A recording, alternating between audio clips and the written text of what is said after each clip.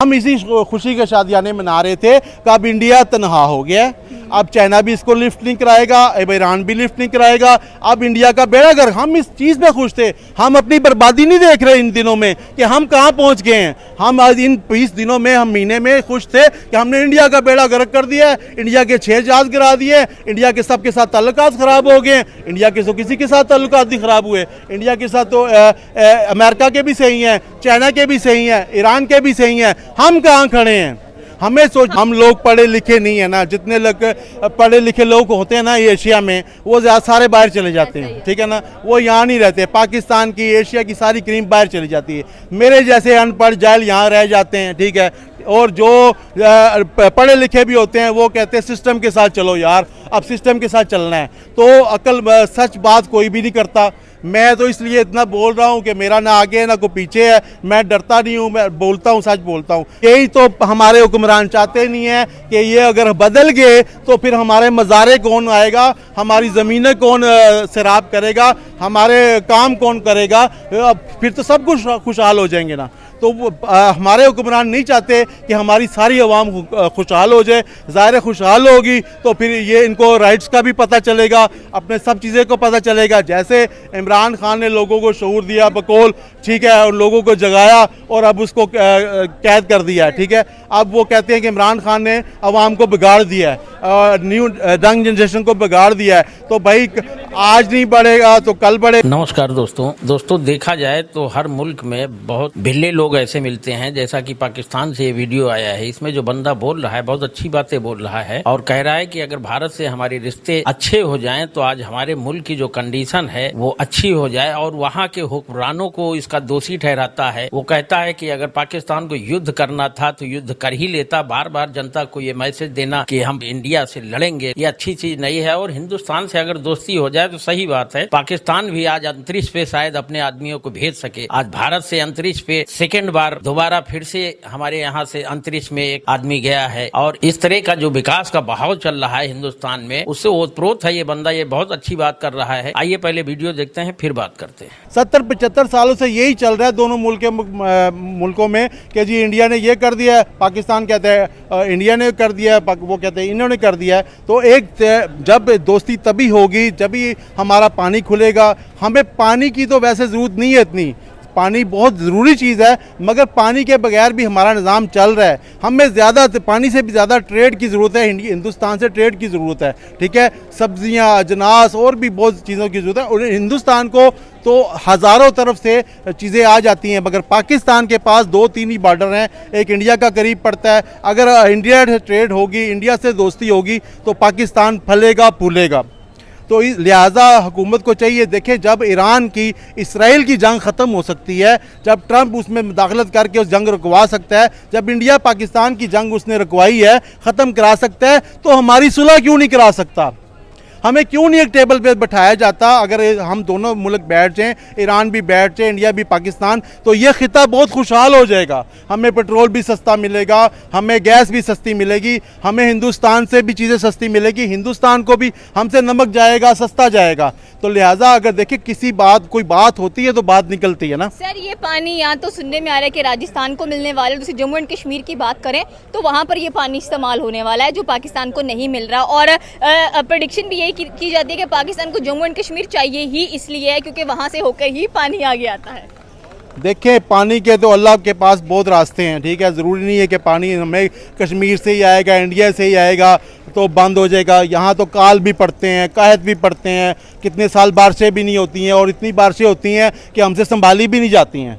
Main मसला है हमारे मुल्क में ना डैम बने हैं आज तक, ठीक है ना। अगर हमारे पास डैम बने होते तो आज हमें इंडिया धमकी ना देता, हमें उनके पानी की ज़रूरत ही नहीं थी। हमारी तो अपना पानी इतना जो सिंध में चला जाता है, समुंदर में ज़ाया हो जाता है, हमारी फसलें तबाह कर देता है। हमारा अभी 2 दिन पहले दरिया सिंध में, ये कल की बात है कि फैमिली बैठी हुई थी, दरिया चढ़ा और 18 लोग ले गया, ठीक है। लिहाजा हम क्यों नहीं पानी को जगह जगह स्टॉक करते, क्यों नहीं उससे डैम बनाते, क्यों नहीं सस्ती बिजली बनाते? हम कब तक ये इल्ज़ाम देते रहेंगे कि हिंदुस्तान हमारा पानी बंद कर रहा है, हम उससे जंग करें? कि यार अभी अगर हमारा भी बस चलता ना, हमारे पास इंडिया का पानी होता, हमारे हाथ में इंडिया के दरिया होते, कसम से हमने भी एक दरिया उधर एक बूंद पानी नहीं जाने देना था।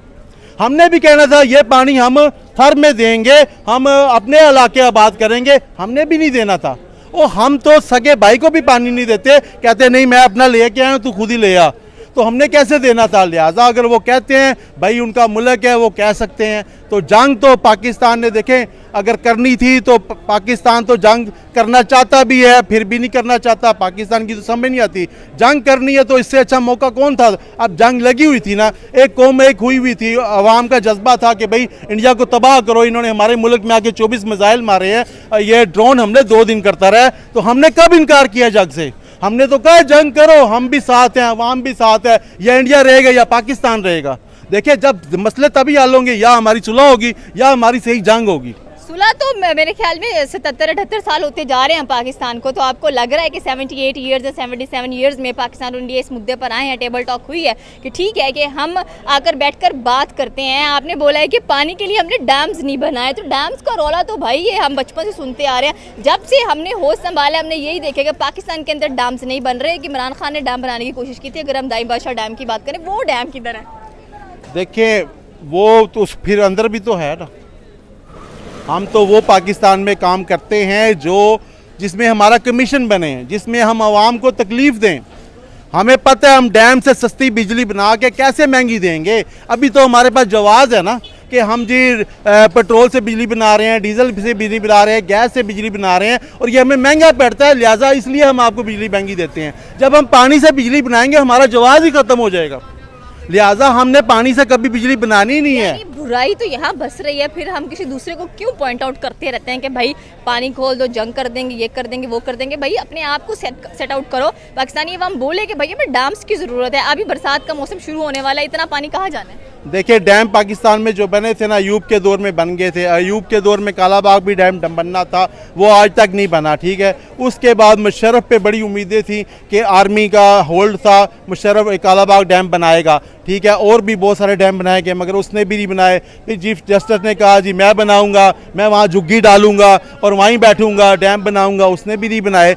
पाकिस्तानी जो हमारा कल्चर है, अशराफिया है, वो पाकिस्तान में डैम नहीं बनाना चाहती। वो कहते हैं एक ही तो हथियार है हुकूमत के पास, बिजली के बिल, हम घर हो ना हो हमारे अंदर तो बिल डाल के जाते हैं, ठीक है। बिजली एक ही तो हथियार है, गैस के बिल डालते हैं, बिजली के डालते हैं, और पेट्रोल पे जो टैक्स हमारी गवर्नमेंट ले रही है, डीजल पे ले रही है। 4-5 तो हथियार है इसके पास। अगर ये 4-5 ईरान से अगर गैस ले लेते हैं, ईरान से पेट्रोल ले लेते हैं, अगर सस्ती पान बिजली बनाने लगते हैं, फिर ये हम पे कैसे हुकूमत करेंगे।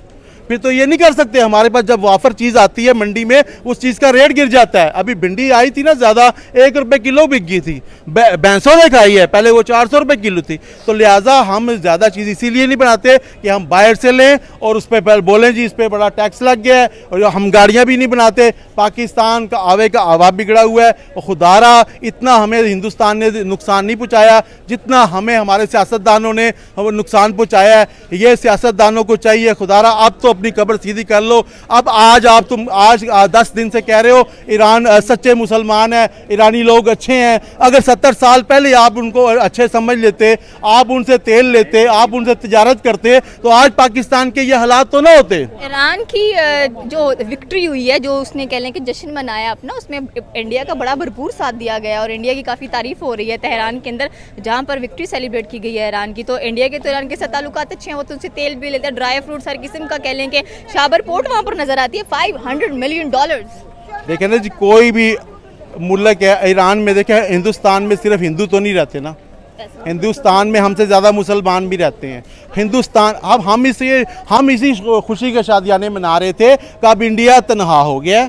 अब चाइना भी इसको लिफ्ट नहीं कराएगा, अब ईरान भी लिफ्ट नहीं कराएगा, अब इंडिया का बेड़ा गर्क। हम इस चीज़ पे खुश थे, हम अपनी बर्बादी नहीं देख रहे इन दिनों में कि हम कहाँ पहुँच गए हैं। हम आज इन 20 दिनों में, हम महीने में खुश थे कि हमने इंडिया का बेड़ा गर्क कर दिया है, इंडिया के 6 जहाज गिरा दिए, इंडिया के सबके साथ ताल्लुकात ख़राब हो गए। इंडिया के तो किसी के साथ ताल्लुकात नहीं ख़राब हुए, इंडिया के साथ तो अमेरिका के भी सही हैं, चाइना के भी सही हैं, ईरान के भी सही हैं। हम कहाँ खड़े हैं?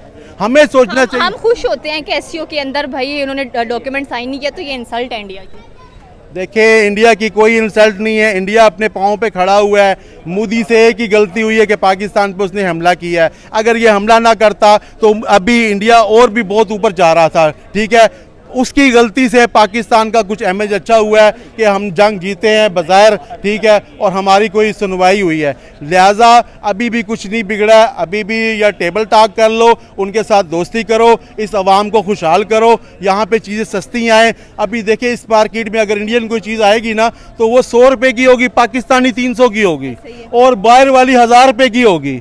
अगर वो 100 वाली पहले इंडियन माल आता था, सस्ता था, लोग टूथब्रश भी वो इस्तेमाल करते थे, इंडियन डिस्पिनिंग भी आती थी, इंडियन की हर चीज़ प्रोडक्ट, शैम्पू, हर घर की चीज़ें आती थी। अब नहीं आती, अब आती है वाया दुबई कस्टम लग के आती है तो हमें महंगी मिलती है। लिहाजा या तो इंडिया को दुश्मन मानो या उससे जंग करो या बिल्कुल बॉर्डर सील करो, फिर किसी और को दोस्त बनाओ या ईरान को बनाओ, किसी के साथ तो मुखलिस ताल्लुकात पाकिस्तान को रखने चाहिए ना। एशिया के अंदर ही ये गड़बड़ नजर आती है कि हर कोई दूसरे का दुश्मन बना हुआ है, लेकिन अगर वेस्टर्न की बात करें, भाई इंटरनेशनली बात करें, तो वो सारे दूसरे का ट्रेड करते हैं, चाहे दुश्मनी भी हो तो। देखिए हम लोग पढ़े लिखे नहीं है ना, जितने लोग पढ़े लिखे लोग होते हैं ना ये एशिया में, वो ज़्यादा सारे बाहर चले जाते हैं, ठीक है ना, वो यहाँ नहीं रहते। पाकिस्तान की, एशिया की सारी क्रीम बाहर चली जाती है, मेरे जैसे अनपढ़ जाहिल यहाँ रह जाते हैं, ठीक है। और जो पढ़े लिखे भी होते हैं वो कहते हैं सिस्टम के साथ चलो यार, अब सिस्टम के साथ चलना है, तो अकल सच बात कोई भी नहीं करता। मैं तो इसलिए इतना बोल रहा हूँ कि मेरा ना आगे है ना कोई पीछे है, मैं डरता नहीं हूँ, मैं बोलता हूँ, सच बोलता हूँ। कोई किसी को अच्छा लगता है, अच्छा लगे या बुरा लगे, बुरा लगे। अगर मेरी भी बीवी घर बैठी होगी तो वो भी मुझे पूछेगी ये क्या पक के आया है, तुझे पाकिस्तान में रहना है कि इंडिया में रहना है। ओ भाई सच बात करो, सारी उम्र धोखा ना दो हमको। आपने हम कब तक हमें ये धोखा दोगे? आज मेरे जैसे बंदे को अकल आ गई है कि ट्रेड होनी चाहिए, हमसायों से अच्छे ताल्लुकात होने चाहिए। कल अगर सारे आधे पाकिस्तानियों को भी ये अकल आ गई तो फिर क्या होगा? तो देखा दोस्तों आपने, वीडियो में बंदा बोल रहा है कि अगर पाकिस्तान को तरक्की करनी है, पाकिस्तान में अभी सब्जियां जो है, भिंडी की सब्जी थी वो 1 रुपए किलो बिकी और जो 400 रुपए किलो मिलती थी। और इसी तरह अगर भारत से आयात निर्यात बढ़ जाए, भारत से ट्रेड शुरू हो जाए तो पाकिस्तान की भी हालात अच्छे हो सकते हैं। ये बंदा बता रहा है, बहुत अच्छी बात है, लेकिन जब तक पाकिस्तान में आतंकवाद और उग्रवाद का समर्थन होगा तब तक हमको नहीं लगता कि भारत से उसकी दोस्ती बनी रहेगी। और भारत कभी भी, जब तक के आतंकवाद वहाँ मुल्ला मौलियों के द्वारा फैलाया जा रहा है, जिसका लश्कर तैयबा हो चाहे हिजबुल हो, ये लोग जब तक जिंदा है, हमको नहीं लगता कि भारत से दोस्ती इतनी आसान है। लेकिन हम भी चाहते हैं कि इस बंदे की बात सुनी जाए और पाकिस्तान में भी अगर इस तरह के 50% ही लोग हो जाएं तो शायद दोनों मुल्कों में दोस्ती फिर से हो सकती है। जय हिंद, जय भारत।